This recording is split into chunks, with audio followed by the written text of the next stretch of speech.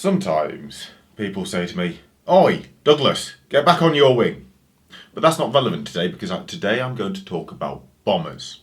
By the way, there may be a cut halfway through this video because it's been interrupted because people may be having a party in my flat later. I don't know. I haven't been told if they are.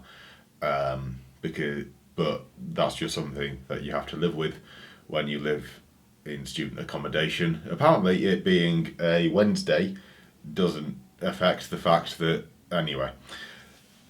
Bombers. I was thinking to myself earlier, last year, when was the last bomber withdrawn from the Royal Air Force? And it got me thinking, well, that really depends on what you classify as a bomber. Because when you first think about it, you think, well, a bomber, it's an aeroplane that drops bombs. And you think, yes, but are all aeroplanes that drop bombs bombers? And the answer I've come to for this one is a no. Some of them are attack aircraft and some of them are fighter bombers. But I think if we're going for just bomber, through and through, a bomber, when was the last one withdrawn from the RAF? And I came up with 4 contenders for this title of Last RAF Bomber.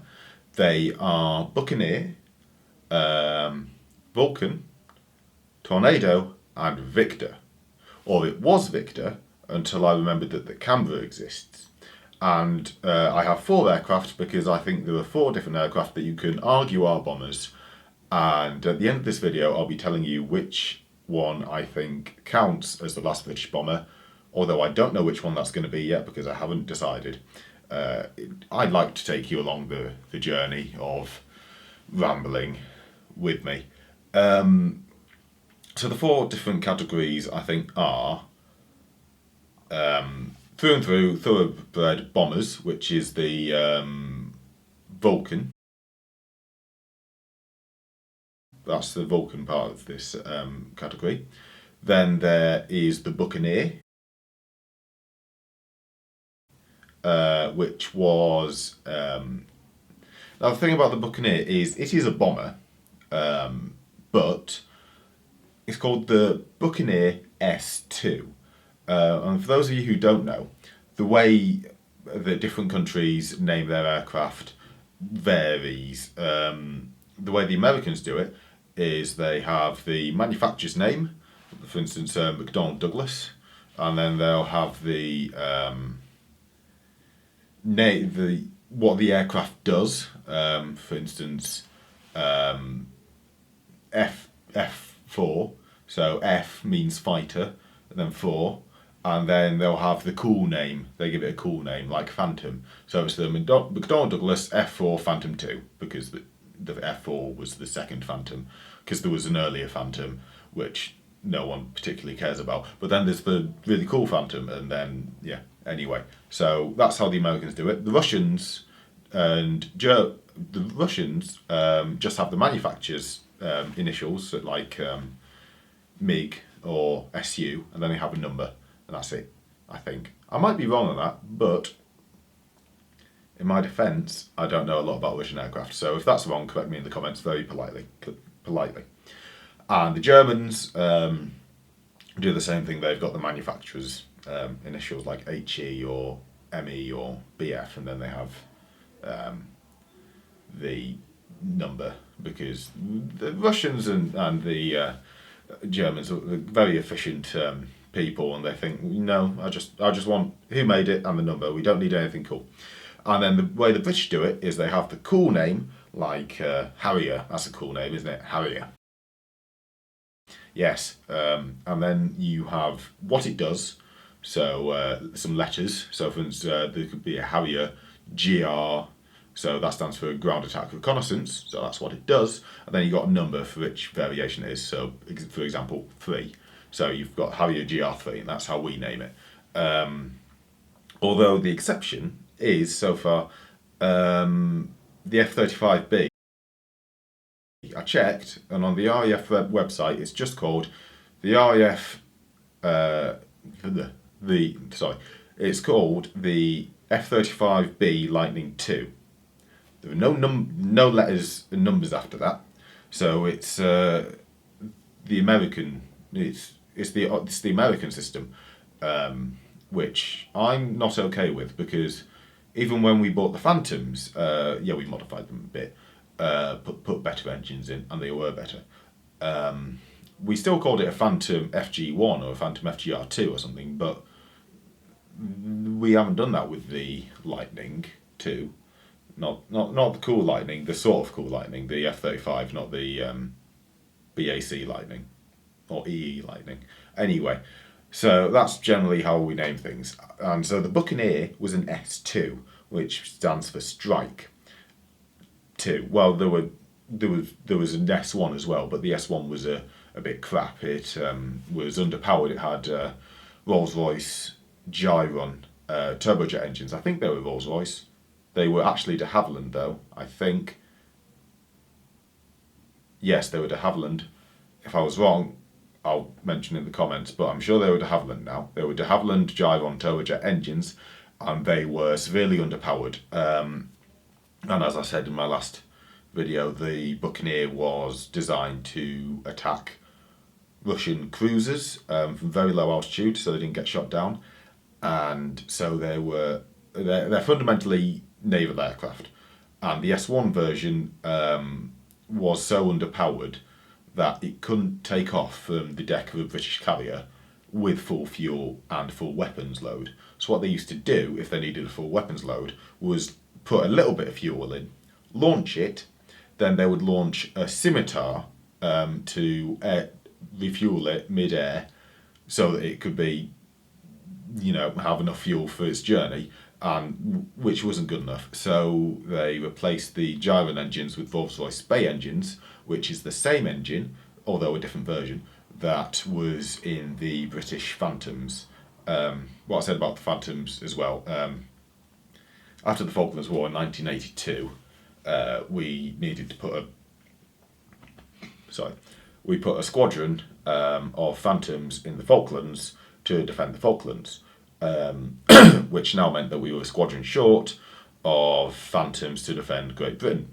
So what we did was we bought some old F4Js from the Americans, and then we modified them a little bit, but we still kept the General Electric engines in, and they were then the F4J UK, or colloquially the Phantom F3. So, but officially they were the F4J UK. So we didn't really add our letters on the end. It was never officially the Phantom F3, as far as I can tell. That's just a name that came along. So we sort of renamed that, but still, my main point is we haven't renamed the F-35, and that should change. So the Buccaneer, whilst it is a bomber, it's technically a strike aircraft, because S means strike. So is it really a bomber? Yes, it's a bomber. Is it the last British bomber? Not sure. And by the way, the Buccaneers were withdrawn in 1994. Next on the list for possible candidates is the Vulcan. This is the thoroughbred bomber contender, because it was the last of the V bombers to be in service as a bomber. Although the Victor survived to 1993, and the Vulcans were withdrawn in 1984, the Victors that survived were all Victor K2s, and K stands for tanker or something. And all RAF tankers are something K something. So they survived to 1984. They were Vulcan B2s.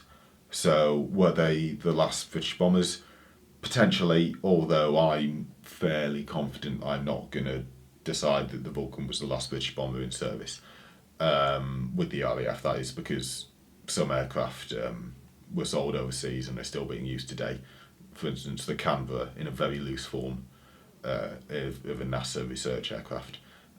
So I'm just talking about in service with the RAF, the Fleet Air Arm. The Army Air Corps doesn't have any aeroplanes, and I don't think it ever has. It might have, but that's irrelevant. in British service. And then there's the Canberra, which could potentially be the last British bomber because they weren't withdrawn till 2006, although they were as PR aircraft or photo reconnaissance. So technically they weren't bombers then. The RAF hadn't used any Canberras as bombers since 1972. So does that count?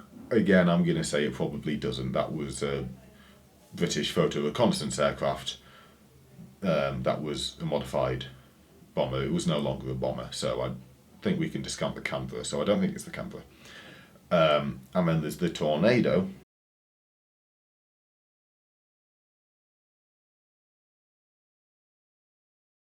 As well.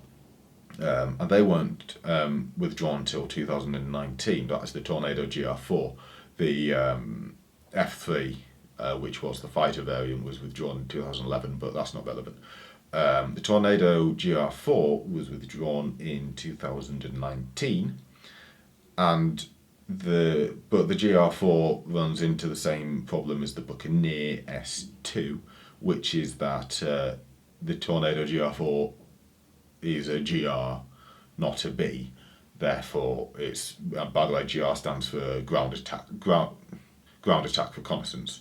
So, is it a bomber? Well, it drops bombs, but is it really a bomber?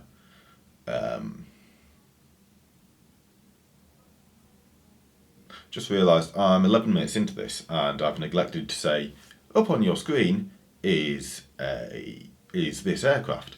So you'll have seen it, but that's what they were.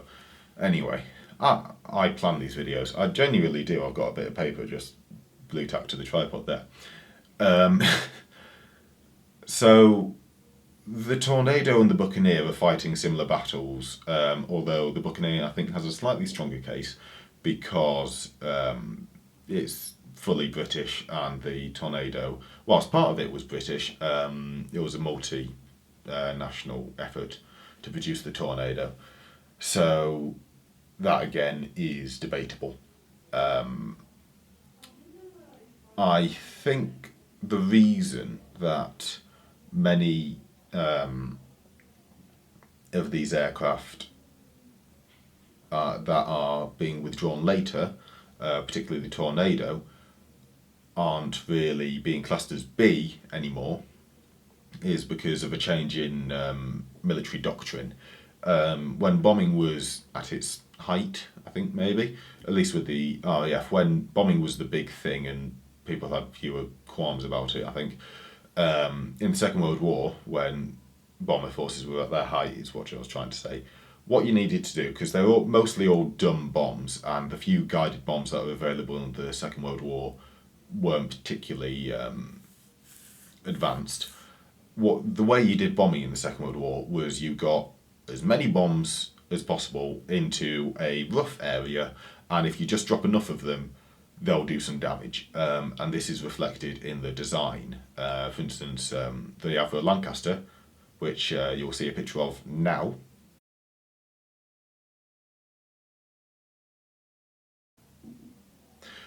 You can see with that massive bomb bay door open that aeroplane was just for transporting a huge amount of bombs. £14,000 was their normal limit of payload, although if you modify them and take out the front and mid-upper turrets and a few other things, I'm sure, you can just about manage to get them to carry a Grand Slam bomb, which weighed £22,000. And if you were anywhere near a Grand Slam when it went off, you would stop being near anywhere the Grand Slam went off. It was very big. I think only 40 of them were dropped as well. I seem to remember thinking that only 40 were dropped. Remember reading that only 40 were dropped. But as technology advanced and guided bombs became more viable, and completely flattening cities was frowned upon more and more. Aircraft could be smaller so that they could be faster, and also it's cheaper to run a small aircraft than an enormous one, if they're of similar eras. So things like the Buccaneer and the Tornado came along, where you just need to drop a couple of small conventional bombs or equally kind of small tactical nuclear bombs, and then you're done. You don't need a massive bomb. And then you start asking, is it really a bomb? And the government and the Ministry of Defence then decided to classify them as GRs or S's rather than B's. So, interesting side note, by the way, if you didn't know, the B-17 only had a payload of £8,000, whereas Lancaster had a payload of £14,000. B-17, by the way, looks like this. And its bomb bay was significantly smaller. That's just something that you may not have known.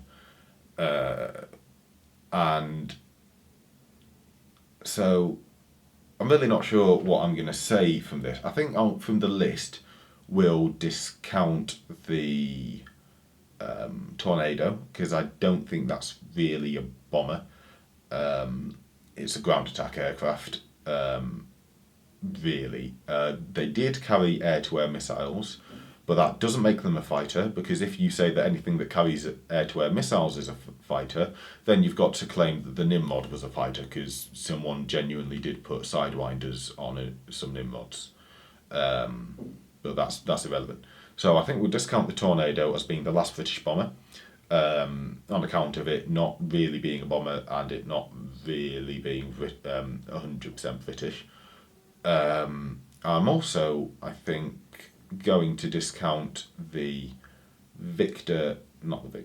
Canberra and the Vulcan, because the Canberra, it hasn't been used as a bomber since 1972 by the British, although it was used in 1982 by the Argentinians as a bomber to bomb British troops. So it just shows, be careful who you sell weapons to, because they might use them against you. The regime changes and all that, which is why Iran has F-14s. So I think I'm going to say that the Buccaneer was the last British bomber to be in service with the British Armed Forces.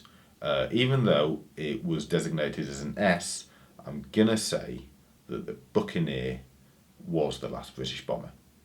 But that's not the end of the video, because I just want to say that this general draw some axes. So we've got size of bomb bay or payload against time. As a general rule, you're sort of going to be doing that, because even though technically the Lancaster had a payload of £14,000 and the Tornado and the Typhoon, I forgot to mention about the Typhoon. The Tornado and the Typhoon have a payload of £19,800. That, relative to today, that's not too remarkable, and also a lot of that weight's going to be taken up with air defence pods and fuel tanks. So the actual weapons you're getting in aren't going to weigh £19,800, whereas with the Lancaster, all £14,000 can be bombs if you want. And the Typhoon, which I didn't mention before, not counting that as a bomber, because the Typhoon is technically an FGR, and it wasn't even designed to be a bomber, it was designed to be a fighter. That's why the F comes first. And technically it's got the GR in there, but no, it's not being classified as a bomber, just like the Victor isn't. And honestly, it would be ridiculous to claim that a Typhoon was a bomber. But the V bombers were definitely designed as great big bombers. The Vulcan and the Valiant had £21,000 bomb loads, and the Victor had a £35,000 bomb load. So we're actually doing that, I think, with our graph. Because that was still at a time, they were designed in the late 40s and early 50s, where you just wanted to get the most mass of explosive to your destination as possible, and also they needed to be able to drop nuclear weapons. I'm going to change the battery really quickly. There we go, battery changed. Anyway, so the V bombers, again, massive bomb base, but then we didn't need aircraft to carry our nuclear deterrent anymore after 1968, when the Royal Navy started patrolling with Polaris missiles. Was it 1969? The decision to make the Navy and the transition to make the Navy the main carrier of the British nuclear deterrent happened in 1968. So Bomber Command was disbanded along with Fighter Command, and came together to make Strike Command. And that was how it was all the way up until 2007, when all RAF commands were combined to make the Air Command. So because the Air Forces got so small that we only need one command, which is sad, but hey, it's the way things are going. And one more interesting thing that you might want to know about the V bombers is that even though they all had the same H2S radar, the Valiant reportedly had the best H2S radar. All the sets were the same, except in the radome, in the nose, was where the radar dish was. So, and because they all had different shaped noses, apparently the Valiant's nose had the best shape for H2S radar, which isn't relevant to this video at all, although I do think it's quite interesting. Right, that's all I've got to say now. Goodbye.